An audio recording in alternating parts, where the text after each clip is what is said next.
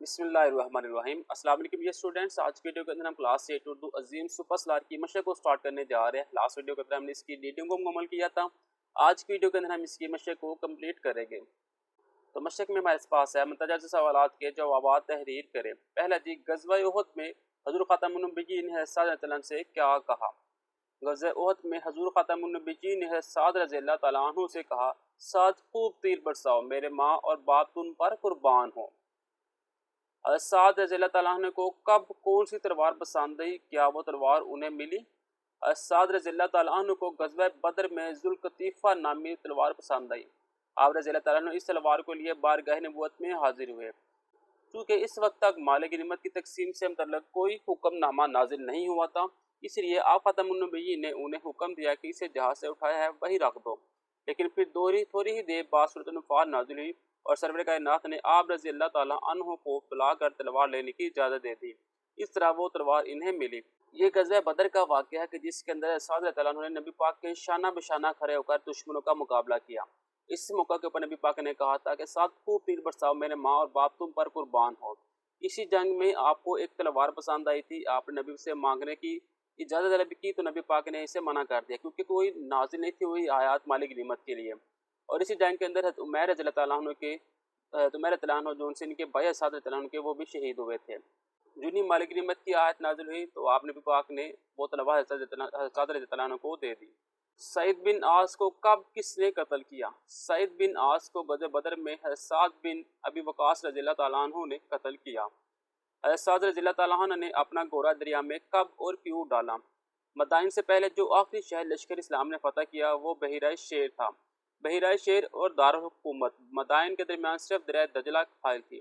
ایرانیوں نے مسلمانوں کے خوف سے دریا پر جہاں جہاں پل تھے سب کو توڑ کر بیکار کر دیا۔ حضرت سعد رضی اللہ تعالیٰ عنہ کی اول اعظمی کے آگے دنیا کی کوئی چیز حائل نہ ہو سکی اور انہوں نے اپنا گھوڑا دریا میں ڈال دیا۔ سعد کس آبدوز کا نام ہے؟ اسے یہ نام کیوں دیا گیا؟ پاک بحر نے ملکی وسائل سے تیار ہونے والی پہلی آبدوز کو صاحب رسول ہے سعد بن ابی وقاص رضی اللہ تعالیٰ عنہ سے منسوخ کر کے اس کا نام سعد رکھا۔ سعد رضی اللہ تعالیٰ عنہ نے کب اور کہاں وفات پائی؟ سعد رضی اللہ تعالیٰ عنہ نے سن 55 ہجری میں مدینہ سے 10 میل کے فاصلے پر مقام میں عقیق میں وفات پائی۔ نیکسٹ لانگ کوشچن ہے جی، بخاری شریف میں سعد رضی اللہ تعالیٰ عنہ سے منسوخ واقعہ تحریر کریں۔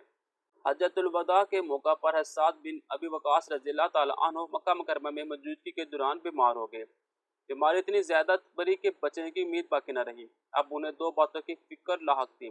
پہلے تو یہ کہ ان کی اولاد میں اس وقت تک ایک صاحبزادی کے سوا کوئی وارث نہ تھا اور جائیداد خاصی تھی۔ انہیں کافی فکر تھی کہ جائیداد کا کیا بنے گا۔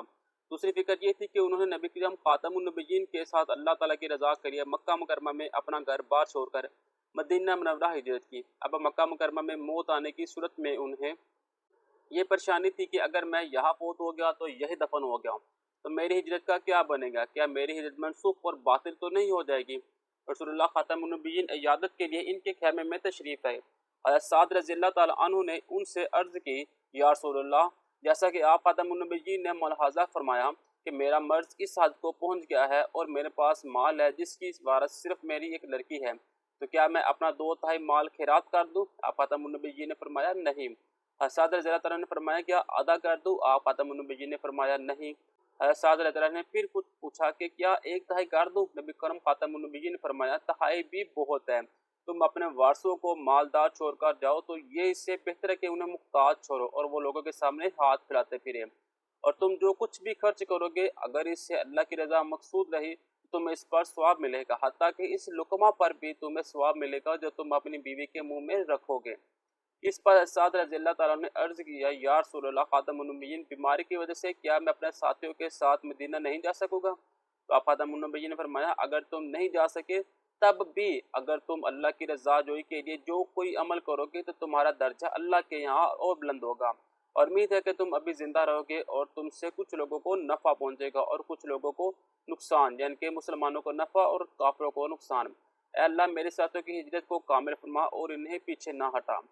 اب دیکھیں یہ واقعہ بخاری شریف کے اندر بھی موجود ہے، اور کہا جاتا ہے کہ نبی پاک نے جب یہ کہا تھا نا کہ تم زندہ رہو گے تو اس کے بعد آپ زندہ رہے تھے۔ آپ نے دجلہ پر جا کے ایران فتح کیا، عراق فتح کیا، اور پھر آپ مدینہ سے 10 میل دور ایک گھر میں رہا کرتے تھے۔ یہ سارا نبی پاک کے دور کے بعد کی بات ہے۔ فتح مدائن کا واقعہ تحریر کرے۔ ایران کی فتح کے بعد حضرت سعد رضی اللہ تعالیٰ عنہ کی قیادت میں اسلامی لشکر نے کئی ماہ کی طویل لڑائی کے بعد عراق کو بھی فتح کیا۔ اس وقت عراق کا دارالحکومت مدائن تھا۔ اسلامی فوج کو یہاں تک پہنچنے میں کئی ماہ کا عرصہ لگ گیا۔ مدائن سے پہلے جو آخری شہر لشکر اسلام نے فتح کیا وہ بحیرہ شیر کا تھا، جسے 2 ماہ کے محاصرے کے بعد فتح کیا جا سکا۔ بحیرہ شیر اور دارالحکومت مدائن کے درمیان صرف دریائے دجلہ حائل تھی۔ ایرانیوں نے مسلمانوں کے خوف سے دریا پر جہاں جہاں پل تھے سب کو توڑ کر بیکار کر دیا، لیکن حضرت سعد رضی اللہ تعالیٰ عنہ کی اول اعظمی کے آگے دنیا کی کوئی چیز حائل نہ ہو سکی۔ انہوں نے اپنے لشکر کو مخاطب کر کے کہا، برادران اسلام، دشمن نے ہر طرف سے مجبور ہو کر دریا کے دامن میں پناہ لی ہے، آؤ اس کو بھی تیر جائے تو پھر مسئلہ صاف ہے۔ یہ کہہ کر آپ رضی اللہ تعالیٰ عنہ نے اپنا گھوڑا دریا میں ڈال دیا۔ اپنے سپہ سالار کی جاں بازی دیکھ کر تمام فوج نے بھی جوش کے ساتھ گھوڑے ڈال دیے اور ہم باہم باتیں کرتے ہوئے دوسرے کنارے پر جا پہنچے۔ ایرانی اس عجیب و غریب جوش و استقلال کا منظر دیکھ کر دیو آگے کہتے ہوئے بھاگ گئے، تاہم ان کا سپہ سالار تھوڑی سی فوج کے ساتھ جمع رہا اور دریا سے نکلنے پر حضرت سعد رضی اللہ تعالیٰ عنہ کے لشکر کے مقابل آیا، لیکن مسلمانوں نے ان کو جلد ہی شکست دے دی اور مدائن پہنچ کر شاہی محلات پر قبضہ کر لیا۔ چاہے ایران یزیدگر پہلے ہی بھاگ چکا تھا، البتہ تمام مال و اسباب موجود تھے، جو دارالحکومت مدینہ منورہ روانہ کر دیا گیا۔ نیکسٹ درست الفاظ کا آپ نے انتخاب کرنا ہے۔ اشرم مبشرہ رضی اللہ تعالیٰ عنہ میں شامل ہے سعد بن ابی وقاص۔ حضرت سعد بن ابی وقاص نے سعید بن عاص کو تحقیق کیا غزوہ بدر میں۔ بحیرہ شیر اور دارالحکومت مدائن کے درمیان حائل تھا دریائے دجلہ۔ حضرت سعد بن ابی وقاص رضی اللہ تعالیٰ عنہ گورنر تھے کوفہ کے۔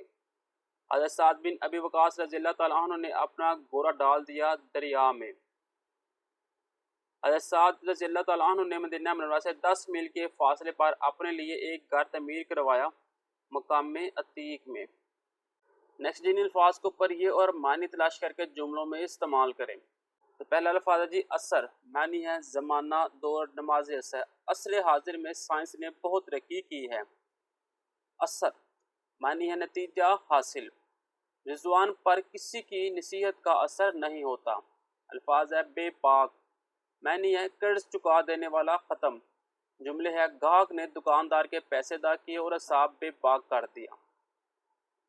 الفاظ ہے بے پاک، معنی ہے بے خوف، دلیر، بہادر۔ اس بے پاک لڑکے نے بڑی جرأت سے ہر سوال کا جواب دیا۔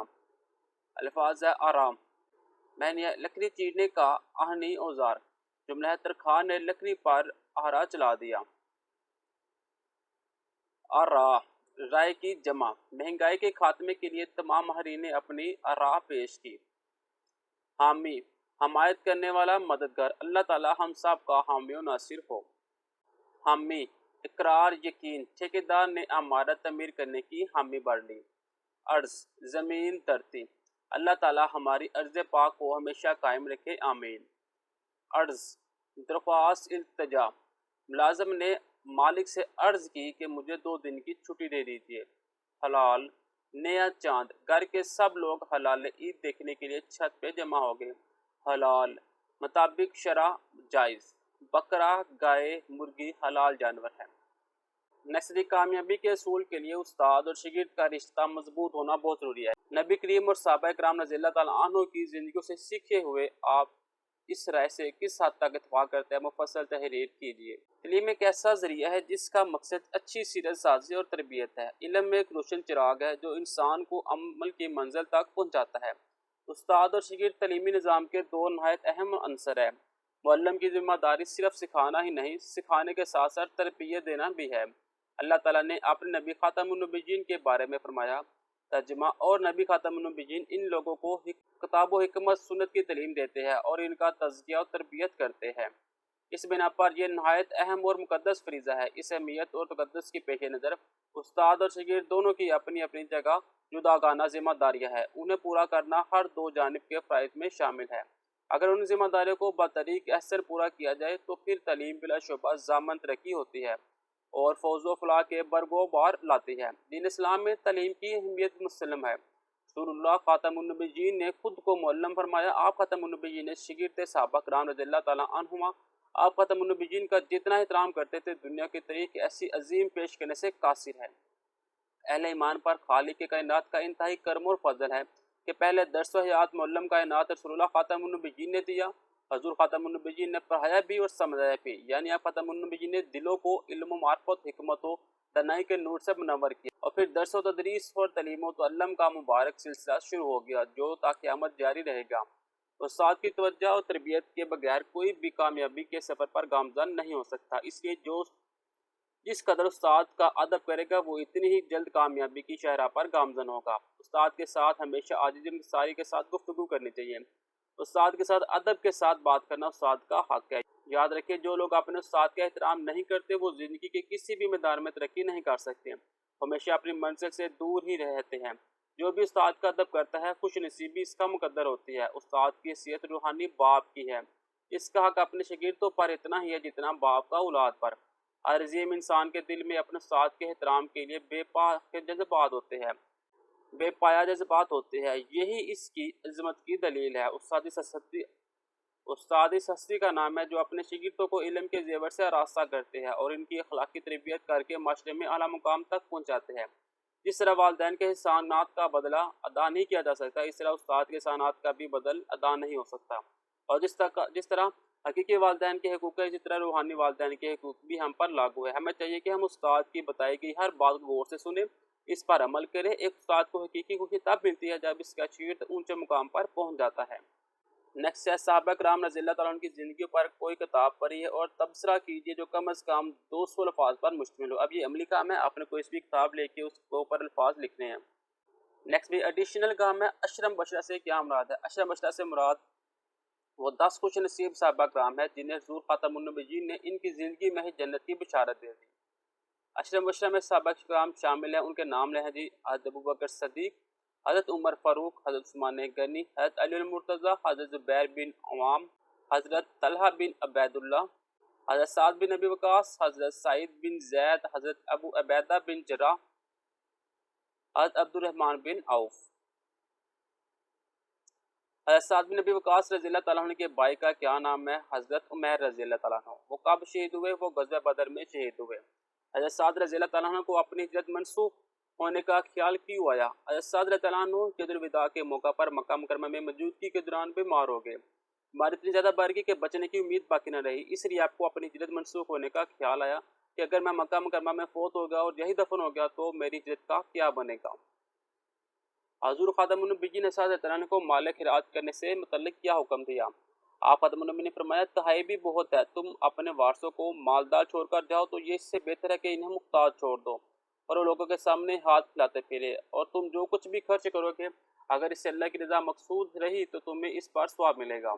फातह ईरान का लक़ब कैसे मिला और क्यों?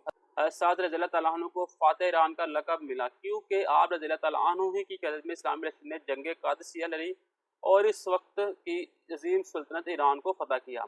ईरानियों ने इस्लामी लश्कर को देखकर क्या कहा? उन्होंने कहा, दियो आगे, दियो आगे। जी, तो ये थी हमारी मशक़ जो आज हमने कंप्लीट किया। इंशाअल्लाह नेक्स्ट वीडियो के अंदर हम नेक्स्ट सबक को स्टार्ट करेंगे। तब तक के लिए दीजिए इजाज़त। अल्लाह हाफ़िज़।